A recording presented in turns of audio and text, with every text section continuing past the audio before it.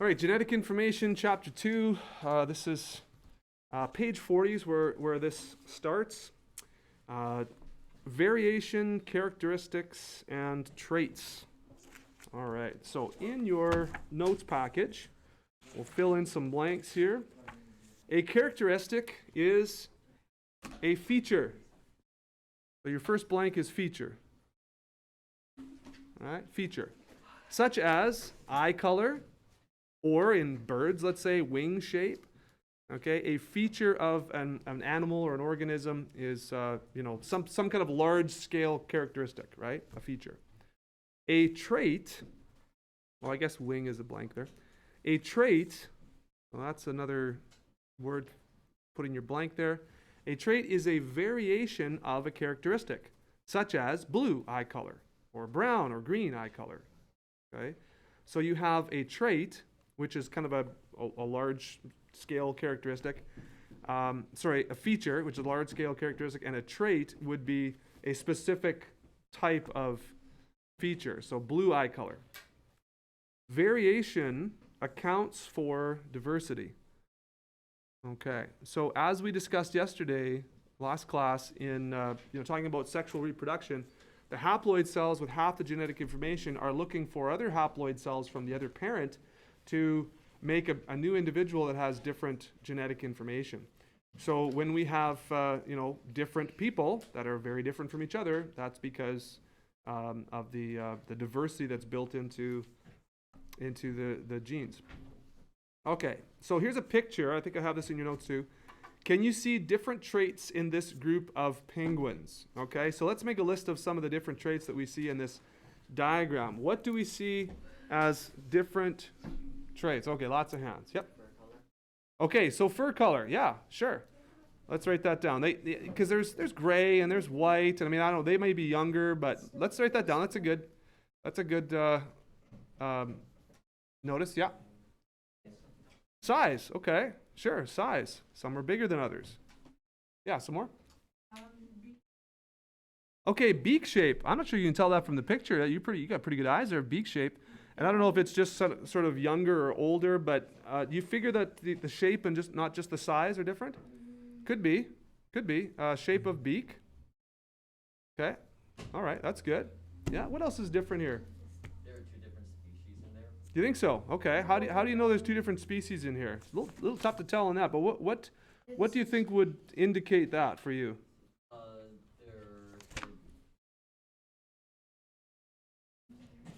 So body shapes, what else did you say? One of them has, there's some bigger ones with yellow. Okay. Yeah, so the bigger ones with yellow. Now, okay, I didn't tell you much about this picture. This could be, some younger penguins. They could be all the same species, but younger. Maybe these ones that you're outlining here, with a bit of a yellow around the neck there. There's one there, right? Maybe a couple more. It's tough to tell in the picture. Those may be adults. The others may be younger. Now, if these were all fully adult, I would probably agree with you. Say, yeah, there might be a few different species here. I think these are all the same species. They're really just maybe different ages. So the size, the shape of the beak, okay, this could represent variation, but it could also just represent different stages of the development. So it's a bit of a trick question. If these are all the same species, we could have different ages of penguins here. But just as an overall kind of assessment, yeah, I would say that things like fur color, awesome. Size, yep. Some penguins, if they are different species, definitely would have different sizes. Shapes of beaks, okay, so we're listing all these things that could be possibilities. One more. Eye shape or eye size. Okay, yeah. Size of their eyes. Eye size or shape, okay. Also tell from that the arrows kind of is very slouching. Okay. And then there's others that are standing up. Okay, this guy's slouching and others are perfectly straight. So I'm going to suggest that probably this guy is just lazy. Probably his parents really haven't instructed him yet on proper posture. Of course, we've got a model student over here. Look at that posture right there. That is amazing. The yellow guy is not To the left. He's like got a chest puffed out. This one over here? Where? Over here? Left more. Oh, the other The way. red one. More? Well, let's see. That guy. Oh, okay. Well, I'm thinking maybe these are the parents. I'm actually thinking that He's got his this parent right here. Look at. I think this is the mom, and she's looking at this guy right here. It's like, come on, stand up straight. We're getting a picture taken here. That's probably what she's saying. Okay. Oh, it was the snowbirds. All right. So as we continue here, heredity is the transmission. Okay, or the transmission of characteristics from one generation to the next.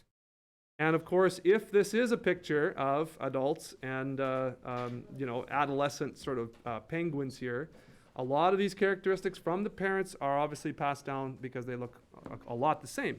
So from generation to generation, our characteristics or the characteristics of our parents are passed down to us through heredity. So if something is hereditary, you've heard that word before, that means it's something that you've gotten from your parents or from your grandparents. It's a certain trait that maybe your family has. Maybe your whole family is really tall, or maybe your whole family has really curly hair, or other types of physical features that have been passed down from generation to generation. Okay, hereditable characteristics can be passed on to the next generation. No blanks there.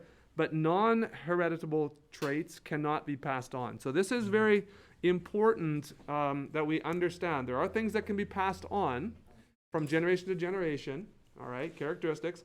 There are other things that are not hereditable. So for example, if you had a grandfather that lost a limb, okay, because of whatever, some tragic accident on the farm, he was a pioneer or something, or in the war or something, that does not mean, I think you guys probably understand this does not mean that all of his kids now will be missing an arm when they're born, right? This is, no, is that news? Okay. So this is not a hereditable trait, okay? If it's like, hair color or eye color or face shape or, whatever, things like that, even susceptibility to certain things, in your genetic code, if you're susceptible to this, or maybe you have a, bone density or something like that. Like those kind of things can be passed on. But if you lose a limb or something, you don't have to worry about, your descendants all being limbless. Okay, discrete variation. Discrete. So fill in this one here. Discrete. Traits that have a defined form. Think of these as either or. Okay. So examples. Okay, white or red flowers. Okay, but not both. Lobes or no lobes on human ears. I don't know if you guys have, most people, I think most people have like a defined earlobe. Some people have attached earlobes. So I don't know, like earlobes like this, there's a defined earlobe. And over here on the right side, you'd have maybe an earlobe that's more just kind of attached like that. So I have one of these, and my wife has an attached earlobe. And so some of our kids have attached earlobes and some don't, right? So that's a discrete variation. Would be either or. So if your earlobe kind of comes back up and attaches to the side of your face, you got an earlobe. If it kind of like blends in like this, then that's kind of like a no earlobe. I'm in the middle, really. This is like. Okay, well, some people have bigger earlobes than others. I mean, some people have like big earlobes. I'm not sure, but I'm in the middle. Okay, whatever. I've never married a person without. Okay, let's keep going. Discrete variation, either or, on, off. Continuous variation, okay? Traits that have a range of forms. Traits that have a range of forms linking one form to the next. For example, what? For example, your height, hair color. Okay, it's not like hair color is not like you have hair or you don't have hair. It's hair color is it's a continuous. Okay, so if it's on some kind of continuum, that would be a continuous variation. Okay, if there are sort of like levels of intensity of these traits, continuous, discrete, continuous. So characteristics, we talked a little bit about this. Characteristics can be influenced by the environment, by nutrition, by trauma, by disease. These can all alter characteristics. But most of these changes are not hereditary. So some are, but some are not. So again, how tall you are, how heavy you are, Obviously the color of your hair, you could have had some kind of like hair dye. That's the environment, I guess. But you could have some trauma, you lose a limb or something, you could have a disease, you're exposed to something and your body doesn't work quite right, or you pick up something or whatever. So most of these are not hereditary though. Okay. The final Bible quote from Genesis 1:27. So God created man in his own image. In the image of God he created him. Male and female he created them. You may think that this is a bit of a fairy tale. You may think that this is kind of cute to read about that. We don't really know where we came from, or we don't understand things, so we're just gonna say that God did it. But as I've mentioned here, and as we're going to talk about in the next lesson, this is going to be the next lesson on DNA. As we've talked about, the more we discover about science and about how you and I came to be and the complexity of all of the interlocking systems and interactions, it's staggeringly complex. And so for someone to believe that nothing exploded and created everything, including all of this information that builds and replicates you and me, to think that nothing did that, or to think that maybe a God did that, maybe this incredible design came from the mind of a creator, that's not a far-fetched idea. And I would encourage you to be open to that we study science, we study the technicality of things, but how this all came about and the beauty and the intricacy of all that we is going on just inside your cells at this moment, trillions of times over.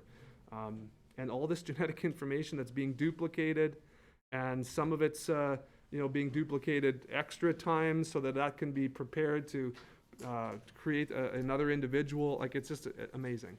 So keep that in mind as well. All right, do you have any questions about the lesson today? Anything? Let's go back, and any questions that you didn't get answered that you still have from today?